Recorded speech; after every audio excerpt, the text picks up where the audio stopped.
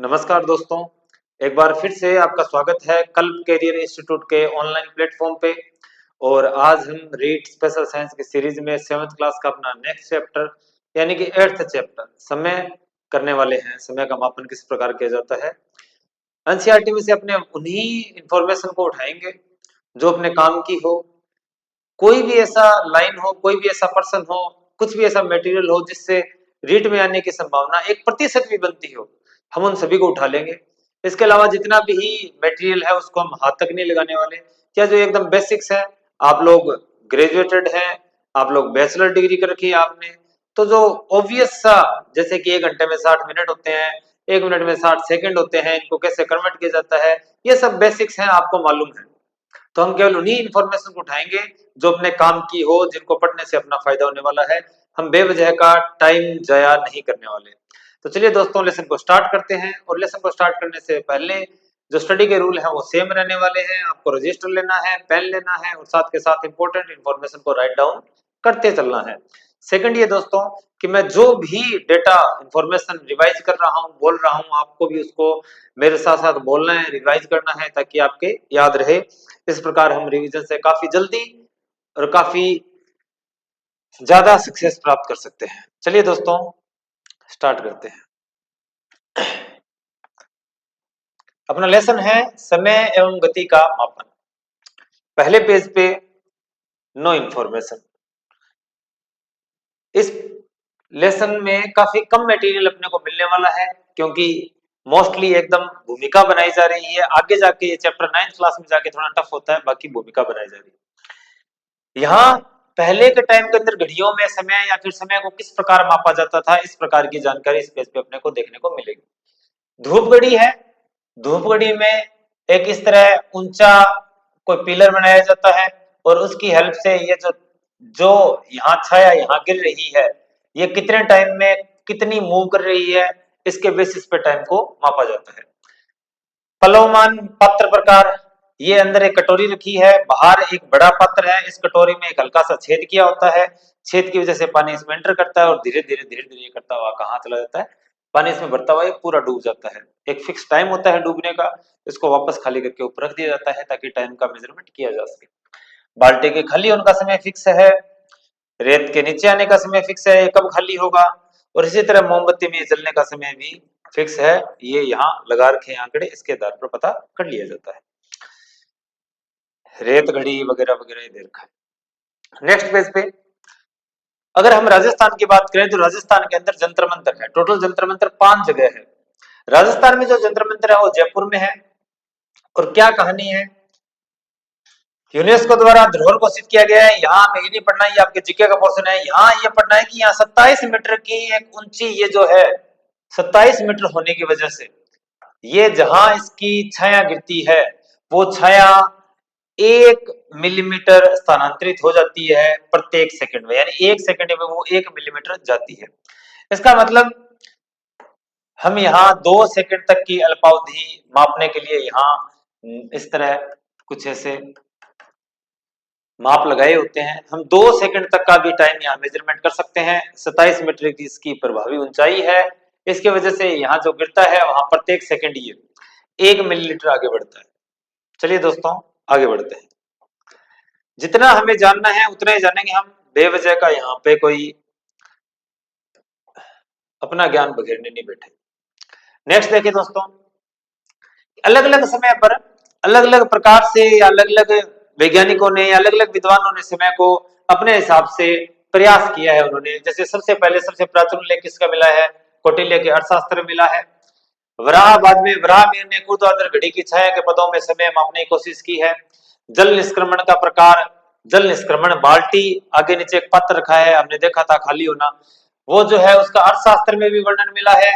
और शार्दुल कर्णावधान में भी, शार्दुल कर्णावधान, शार्दुल कर्णावधान ये एक तरह का शास्त्र है जिसमें ये मिला है, जानकारी मिली है, ग्रंथ है इस तरह का। अच्छा, इसी तरह और भी जैसे घड़ियां हैं, जैसे कि जलवमान पात्र हमने भी देखा है। और इनका आर्यभट्ट घटिका यंत्र है, यानी घड़ी जो है जो लोलक पे चलती है, पेंडुलम पे चलती है, इनका सबसे पहले जिक्र जो है आर्यभट्ट ने किया है।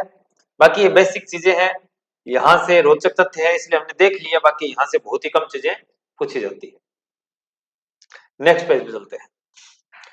ये है हाइगेंस की लोलक घड़ी। लोलक घड़ी क्या होती है, लोलक व्यवस्था क्या होती है? एक स्थिर दृढ़ कोई आधार है और यहाँ एक रस्सी बंद रखी है उसके, और रस्सी के हमने कोई द्रव्यमान लटका दिया। इस व्यवस्था को हम क्या कहते हैं? लोलक कहते हैं। क्या कहते हैं? लोलक। और वो भी कौन सा? सरल लोलक। और इंग्लिश में इसको क्या बोलते हैं? Simple pendulum. क्या बोलते हैं इसको? सिंपल पेंडुलम बोला जाता है। क्या बोला जाता है? Simple pendulum. ये गोलक है। क्या है? गोलक है। और ये एक खास लंबाई की कोई डोरी है। इसके आधार पर घड़ियों को बनाया गया। तो ये स्टार्टिंग में जिसने इसमें रोल प्ले किया उसका नाम क्या है? हाइगेंस। क्या नेम है? हाइगेंस। अच्छा, ये हाइगेंस ने बनाया कहां से? ये दरअसल गैलीलियो जो था, कौन था? गैलीलियो। गैलीलियो ने एक बार, गैलीलियो कहां बैठा था? गिरजाघर में बैठा था, यानी कि ये जो चर्च होता है उसमें बैठा था। तो उसने वहां ऊपर छत पर कोई इस तरह की उसको स्ट्रक्चर दिखाई दी जो बार बार इधर उधर मूव कर रही थी, एक खास परिस्थिति, इस खास स्थिति के चारों ओर मूव कर रही थी। और जब उसने हाथ के साथ, नाड़ी के साथ टाइम को देखा तो वो एक ही समय, उसका एक ही समय था खास, यानी उसमें खास एक उसको क्या मिला? सीक्वेंस मिला। तो उसने क्या किया? उसके आधार पर पेंडुलम को डेवलप किया। और जब पेंडुलम डेवलप हुआ तो हाइगेंस ने इसके बेसिस पर क्या डेवलप कर दी? घड़ी डेवलप कर दी। चलिए दोस्तों, कि निश्चित लंबाई के लोलक के लिए एक दोलन में लगा पूरा समय सदैव समान रहता है। इसका मतलब ये है कि अगर ये कोई स्थिर है यहाँ, और यहाँ ये लटका हुआ है, लंबाई मान ली कितनी? मान ली x सेंटीमीटर मान ली, ठीक है, x सेंटीमीटर कोई लंबाई मान ली। तो इसको यहां से आपने छोड़ा और ये वापस जाके और यहाँ आएगा, तो ये क्या हो गया? इसका एक आवर्तकाल हो गया। क्या हो गया? इसका आवर्तकाल, यानी दोलन पूरा करने में लगा समय क्या हो गया? आवर्तकाल। ये आवर्तकाल इस एक के लिए हमेशा समान रहेगा। अगर यहां से इसको छोड़ोगे तो इसको वापस आने में इतना ही समय लगेगा, अगर x जो लंबाई है वो सेम लंबाई रही तो। यानी 5 सेंटीमीटर, तो 5 सेंटीमीटर को 10 सेंटीमीटर, 10 सेंटीमीटर की बात चल रही है। इस लंबाई को नहीं बदलना, बाकी इसको दोलन करने में यहाँ लगा समय क्या होगा? समान होगा। क्या होगा? समान होगा। धीरे धीरे क्या होता है? ऊर्जा की कमी की वजह से ये पास में आना स्टार्ट कर देता है और यहाँ आके स्थिर पोजीशन में आ जाता है। तो टोटल अगर 10 दोलन कर रहा है तो इसको 10 दोलन लगने में समय जो होगा, आवर्तकाल जो होगा 10 दोलन का, वो हमेशा सेम रहेगा दोस्तों। क्या रहेगा? हमेशा सेम रहेगा। इसी खास बात की वजह से इस पेंडुलम से क्या तैयार की जाती है? घड़ी तैयार की जाती है। क्या तैयार की जाती है? घड़ी इससे बनाई जाती है। जैसे कि दृढ़ आधार हो गया, लंबा धागा हो गया, गोलक हो गया, और इसी क्या क्या बोलते हैं? सरल लोलक, यानी कि सिंपल पेंडुलम बोला जाता है। क्या बोला जाता है? सिंपल पेंडुलम बोला जाता है। चरम स्थिति, यानी कि जहां मैक्सिमम ये हाइट पे पहुंचा है, मैक्सिमम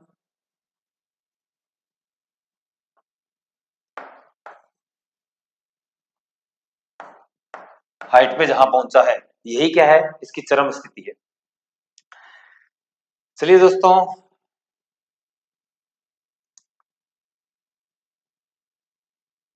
आवर्ती गति, यानी कि ये बार बार इधर आना, इधर। और हमने बात की थी इससे पहले, जो दोलन है, जो दोलन गति है, और जो वर्तीय गति है, कौन सी गति? वर्तीय गति। दोलन गति और वर्तीय गति दोनों ही किसके उदाहरण है? आवर्ती गति के उदाहरण है। किसके उदाहरण है? आवर्ती गति के। इंपॉर्टेंट है दोस्तों ये। दोलन काल कहलाता है, बता दिया आपको। आवर्त काल या दोलन काल एक ही बात होती है। यहाँ इस, ये पूरा तो है ही, लेकिन इंपॉर्टेंट क्या है? इंपॉर्टेंट ये है यहाँ से, सरल लोलक का दोलन काल इसकी लंबाई पर निर्भर करता है, किंतु गोलक के द्रव्यमान पर नहीं। किसी एक स्थान पर एक ही लंबाई के सभी लोलकों का दोलन काल समान होगा। यानी कि अगर हाइट ये है, अगर ये मान लिया कि 10 मीटर है और ये भी 10 मीटर है, और ये 5 किलो का है गोलक, और यहाँ गोलक आपने बांध दिया 10 केजी का, 10 किलो का, तो इसको यहाँ छोड़े एक खास दूरी पे, ये खास दूरी पे, दोनों सेम होने चाहिए, तो इसको जाके वापस आने में, इसको भी जाके वापस आने में समान समय लगेगा। ये समय जो है आवर्तकाल, या जिसको हम क्या बोला है हमने? दोलन काल, ये किस पर डिपेंड करता है? डोरी की लंबाई पर। किस पर है? डोरी की लंबाई पर, ना कि इस द्रव्यमान पर। याद रखना दोस्तों, मोस्ट इंपोर्टेंट है ये, मोस्ट इंपोर्टेंट है, जो आपके लिए काम की चीज है। इस पेज पे अपने लिए और कुछ भी नहीं है, बस यही है कि आपको अलग अलग क्रियाकलाप बताया, एक इस माप का लीजिए, एक उस माप का लीजिए, और आप उनको इस तरह से काम करके देखिए। आज के समय में, पहले में दिक्कत थी है, लेकिन आज के समय में इतनी ज्यादा परिशुद्ध घड़ियां आ चुकी है, जैसे कि परमाणु घड़ी है, तो परमाणु घड़ी जो है ये बहुत ज्यादा प्रिसाइजली टाइम को मेजरमेंट करती है, 1 सेकंड के लाखों हिस्सों तक भी ये मेजरमेंट कर सकती है। अच्छा, क्वार्टर्स मणि, क्वार्टर्स घड़ियां, जो घड़ी है उसमें क्वार्टर्स का यूज किया जाता है, वो भी क्या करती है, उसमें कंपन, दोलन, उसमें वाइब्रेशन होते हैं, उसी के बेसिस पे वो घड़ियां काम करती है। एक फिक्स टाइम है वाइब्रेशंस का, उसी के बेसिस पे घड़ी चलती है। सेम एज परमाणु के अंदर भी, परमाणु भी क्या करता है, कंपन करता है, सूक्ष्म एवं अत्यंत द्रुत कंपन, उन कंपनों का उपयोग किया जाता है। दोनों में ही, क्वार्टर्स में भी यही कहानी है और इसमें भी यही कहानी है, और जिन घड़ियों में क्वार्टर्स लिखा आता है वो घड़ियां इसी पे चलती है। आगे देखते हैं। क्वार्टर्स SiO2 होता है दोस्तों, एक सामान्य खनिज होता है, मिल जाता है आसानी से, लेकिन यहाँ प्रिसाइजली शुद्ध प्योर क्वार्टर्स का ही यूज किया जाता है। और क्वार्टर्स क्या है, एक तरह का क्रिस्टलिन सॉलिड, यानी क्रिस्टलीय ठोस है। क्वार्टर्स क्या है, एक तरह का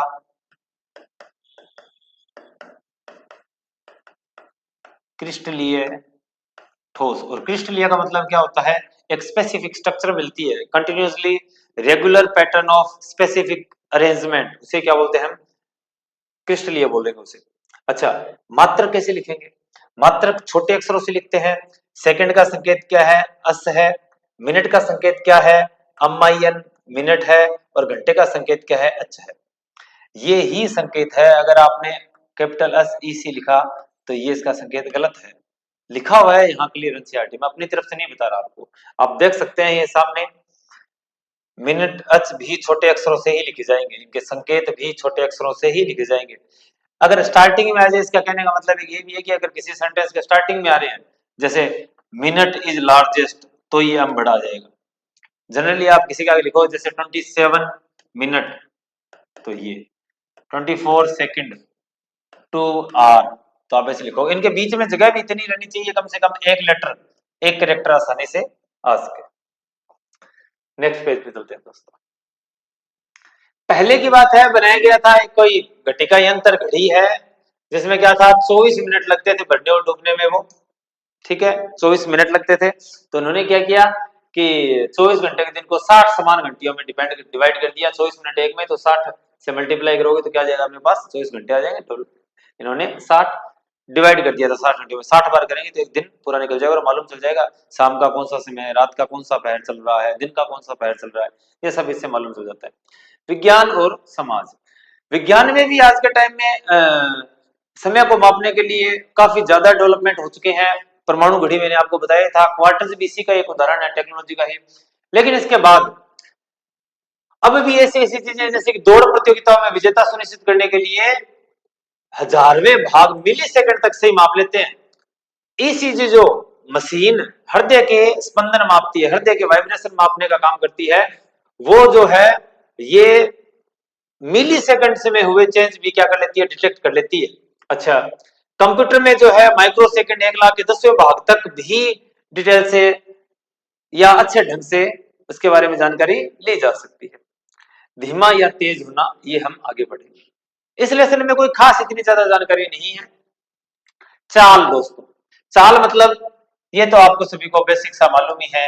चाल क्या होता है, तय की गई दूरी बटे में तय की गई दूरी, तय की गई दूरी बटे में लगा दूरी तय करने में लगा समय, ये है। अगर आप दूरी किलोमीटर में लिख रहे हो और अगर आप समय घंटे में लिख रहे हो तो किलोमीटर पर आवर इसकी क्या हो जाएगी, यूनिट हो जाएगी। अगर आप मीटर में लिख रहे हो दूरी को और सेकंड में लिख रहे हो टाइम को, तो मीटर पर सेकंड इसकी क्या हो जाएगी, यूनिट हो जाएगी।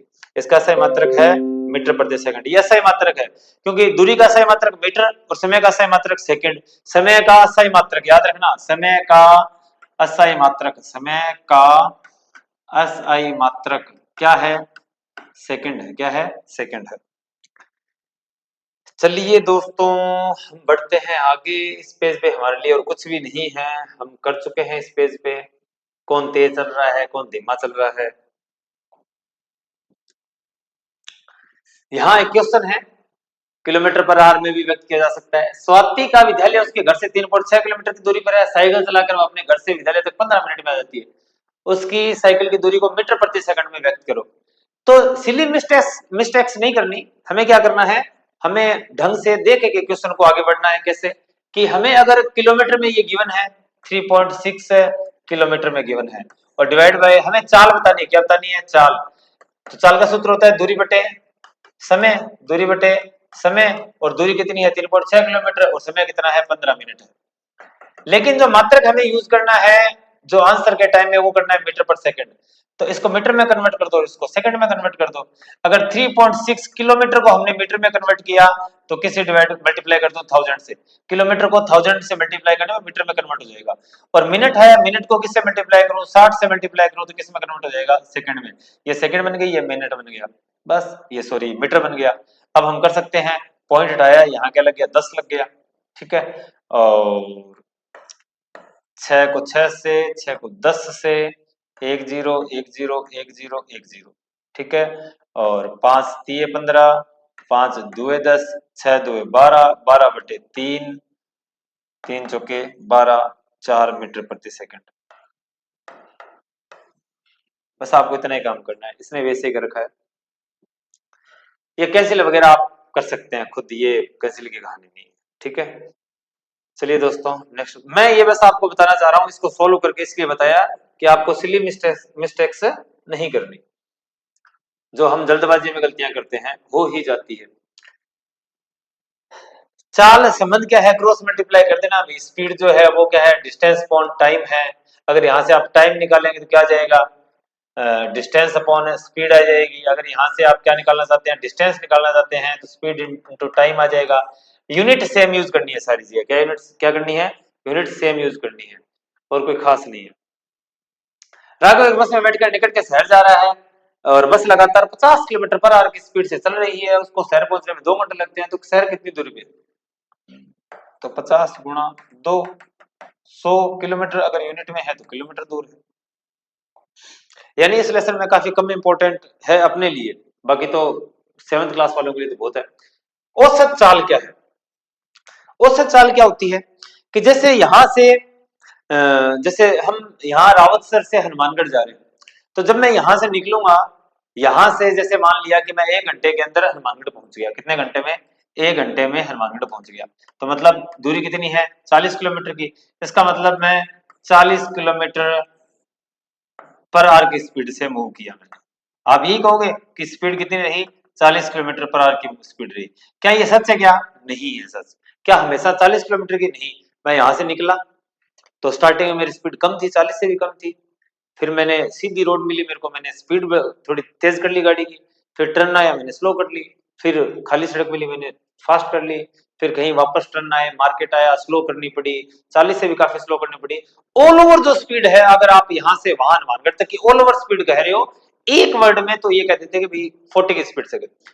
इसे ही औसत चाल कहते हैं। इसे ही क्या कहते हैं? औसत चाल कहते हैं। जबकि अलग अलग जगह पर अलग अलग चाल थी, अलग अलग जगह पर अलग अलग चाल थी। औसत चाल क्या है? एक ही मापन किया है आपने यहां से लेकर हनुमानगढ़ तक का सीधा। वाहनों में एक ओडोमीटर होता है। ओडोमीटर क्या करता है? आपको ये बताता है कि आप किलोमीटर कितने चल लिए। ये वाला ये ओडोमीटर है, पथमापी। ओडोमीटर क्या है? ओडोमीटर, पथमापी। नाम याद रख लेना हिंदी के। चाल मापी, स्पीडोमीटर। ये 0 0 20 40 60 80 100 120, ये क्या बताता है? स्पीड को बताता है।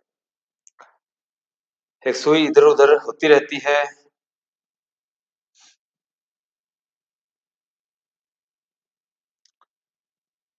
भिन्न, कोई तेज दौड़ेगा, कोई धीमा दौड़ेगा, तो उसकी गति अलग अलग हो ही जाती है। सामान्य एक समान गति, असमान गति। इस पेज पे अपने लिए कोई भी जानकारी नहीं है। असमान रेखीय गति और समान रेखीय गति का क्या मतलब है? औसत चाल जब हमने पढ़ ली तो उसके बाद हम पढ़ेंगे किसको?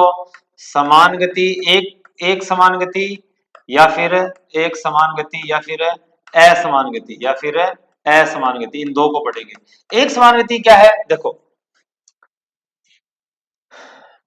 रेलगाड़ी कोई एक्स है, 10 बजे स्थिति थी 0 किलोमीटर की। 10-10 पे, यानी कि 10 मिनट में इसने कितनी दूरी तय की, 20 किलोमीटर की। और कहां तक पहुंच गई, 20 किलोमीटर पहुंच गई। फिर से 10 मिनट का गैप आया और ये कहा कितनी दूरी तय की इसने, फिर से 20 किलोमीटर की दूरी की। अब इसकी दूरी होगी 40 किलोमीटर। फिर से 10 मिनट के गैप में 20 मिनट की दूरी, 20 किलोमीटर की दूरी। 10 मिनट के गैप में 20 किलोमीटर की दूरी, 10 मिनट के गैप में 20 किलोमीटर की दूरी, 10 मिनट के गैप में 20 किलोमीटर की दूरी। इसे बोलते हैं क्या, एक समान गति। और यहाँ क्या है, पहले देखो 20 की चली है, पहले 10 मिनट में, फिर 10 मिनट में 15, फिर 10 मिनट में 15, फिर 10 मिनट में 25, फिर 10 मिनट में 20, फिर 10 मिनट में 25। इसको बोल दिया क्या, असमान गति। क्या बोल दिया, असमान गति। काफी आसान है। नेक्स्ट पेज पे चलते हैं दोस्तों। यहाँ कुछ क्वेश्चंस गिवन है।